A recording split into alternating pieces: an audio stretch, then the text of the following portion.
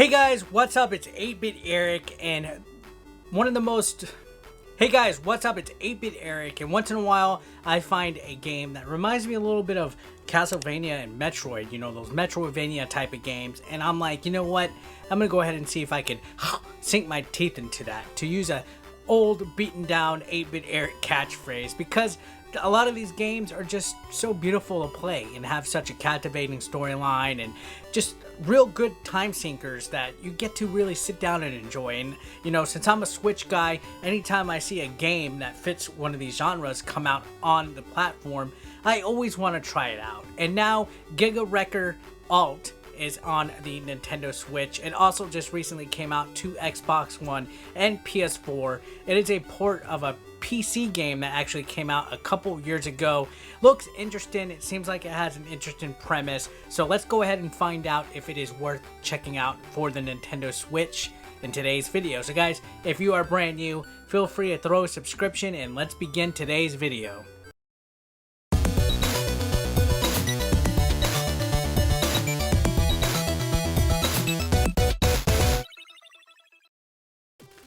So GIGA WRECKER ALT, as I mentioned, is a port of a PC game that came out in 2017, I believe. It has a lot of Metroidvania elements in the sense that it is such an expansive amount of exploration involved in this game. You play as a girl who basically has been imprisoned by a robotic army. There's been like an apocalypse and she's survived some kind of like accident. There's a person that is actually helping her try to escape or rescue her. There's a whole bunch of storyline that to be completely honest, I kind of skimmed through, because the main thing that annoys me with 2D platforming games like this is that they're very text heavy. I'd rather have cutscenes that I can listen to and watch than just keep pushing A. And honestly, if I gotta push A to move dialogue along, I get way too impatient for that. So yeah, my bad on skipping through the narrative. Anyways, you don't want to be fucking spoiled anyway, right? You want to know how the gameplay mechanics work,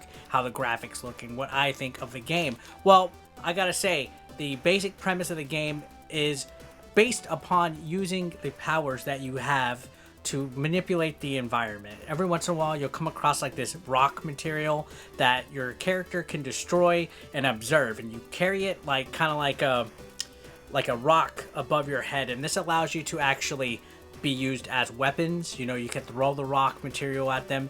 You could even use a sword if you get close enough to certain objects that it can interact with, and at times you could even use it with other items on the screen to interact with, to like jump on or bounce with, or just to defeat certain obstacles and enemies. So there is a lot of puzzle elements in here, which is why I would compare it to a Metroidvania type of game.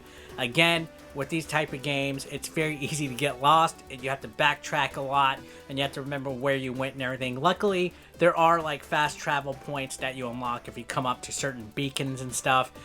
This game is definitely difficult. I will say I died several times just because you really have no way of defending yourself aside from using the rock material to your advantage. You do get a sidekick eventually that helps show you hints and everything. The main idea is when you come across a puzzle, which every other screen has some kind of obstacle that you have to solve in order to progress, you get a hint of, okay, this is how you need to make the rock material that's in the middle of the screen look like, so that you may be able to cross or defeat a certain amount of enemies that are in here. If you screw up, all the screens have a pink little like platform that you step on that resets what happens. Now there's different ways of doing this. Again, you can throw the rock material at things. You can kind of use momentum and physics, which it kind of works out here. You can also use a rocket that can guide certain things depending on which character you're playing as. It's very intuitive with its thinking and everything like that. I was actually rather impressed. I do know that this game is coming out physically for limited run games. If you didn't pre-order it yet, I think it's already too late to get a copy of this, but it does seem like this game has been hailed and critically acclaimed throughout the past couple years, and now that it's on Nintendo Switch, people seem to be really excited about it. I'm gonna be completely honest, I didn't know much about this game, never heard of it, and playing through it, I'm not the biggest Metroidvania type of guy out there. I kind of get a little tired of some of these games because I do get lost very easily, and I guess it's just sometimes I just lose the patience. But we're gonna go ahead, check out some of this game for you guys. I'm gonna show you where I'm currently at as far as the game goes. I am in progress of playing it. I have not completed it, so let's go ahead, show you guys some examples of how the game works and everything right now. Alright guys, so we're gonna pick up where I left off, kind of. This game has similarities to Metroid games and Metroidvanias. Like I mentioned, it's real easy to get lost and not know where exactly you need to go in this game. And I gotta admit, I'm at that point, but I just wanted to show you guys the basic gameplay mechanics of it. So you play as a character that has like a sidekick that helps provide advice and stuff, but you have an ability to use your environment. Like you pick up certain, like this stuff right here, you can pick it up and use it for your advantage to kind of interact with stuff. Like this right here turns it into something that you could jump off of. So it's kind of it's different, so to speak, and I'm still kind of processing what to exactly think with this game. I will say it is definitely hard. There is a learning curve, especially with some of the boss and enemy fights. I've died so many times, it's not even funny.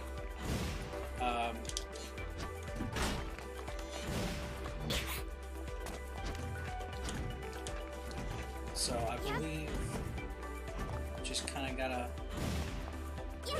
yeah, destroy that guy's weapon and then just take him on.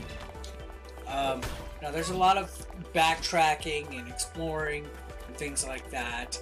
I will say for the most part though, the challenge is definitely up there with other Switch games that are difficult. This one thankfully you have a few checkpoints where you can hit, you know, save and stuff like that. But I will say I have been stuck for quite some time. Right now I'm just going off the cuff to show you guys. Let's look at the map.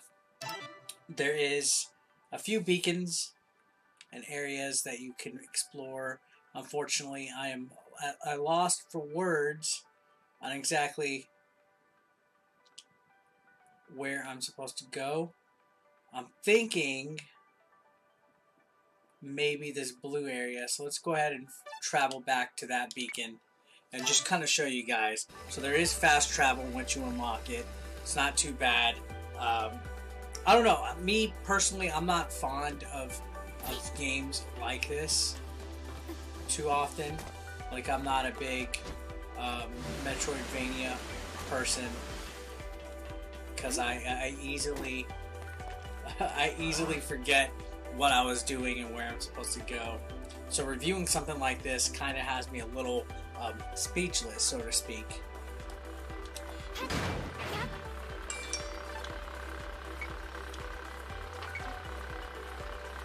So as you can see here, if you're holding the rock, you have the power to use a sword. So I was able to chop that down. And then you come along and you find other enemies and monsters and stuff. But if you fuck up, you can go back to this thing and it kind of reverses the puzzle in the room, so to speak. So a lot of this, the whole idea is trying to figure out how to get past a certain area that you're stuck at using your noggin and your resources.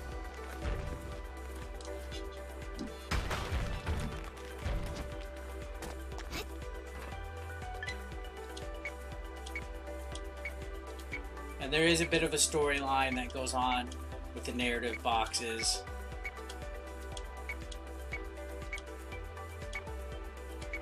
There's a lot of reading in this game. If you don't like reading, this game will not be your friend.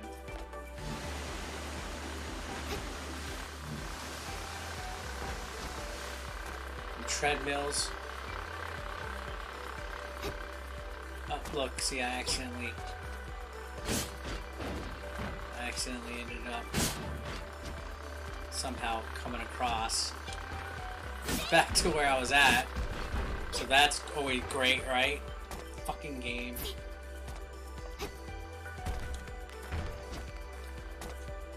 Alright, so let's see.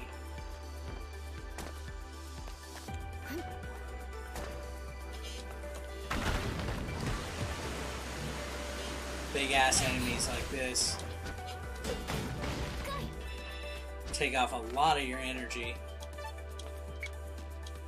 And here we go. So this is, I believe, an area that I was definitely stuck at.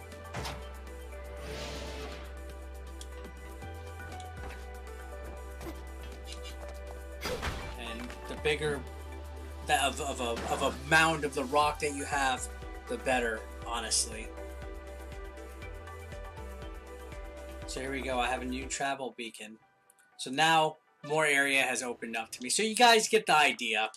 It is a lot of exploration for damn sure when it comes to this game. So yeah, let's go ahead and finish up with some closing thoughts.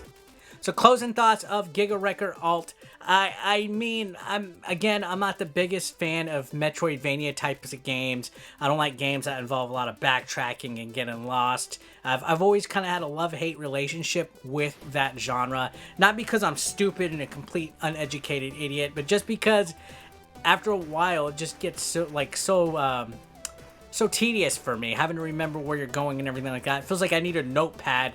GIGA WRECKER ALT wasn't that bad, however. It seems that it was a lot more expansive of a game than I thought it would be, but luckily it's still rather simple in its presentation and its design, the artwork, the atmosphere, everything about it, the soundtrack. Everything goes together and flows really great. It does seem like it has a narrative that I should give a little bit more of a patient chance at, so I will be I think going back and just kind of reading through everything, starting a new game possibly.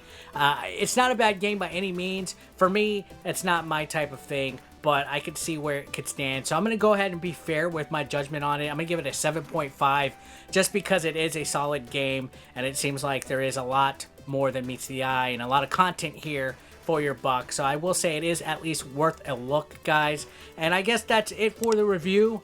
Thanks a lot for watching. I will see you on the next one. If you are new, please don't forget to subscribe and dislike. See ya. Peace out. Consider supporting 8-Bit Eric on Patreon for just $1 a month. Link below in the description.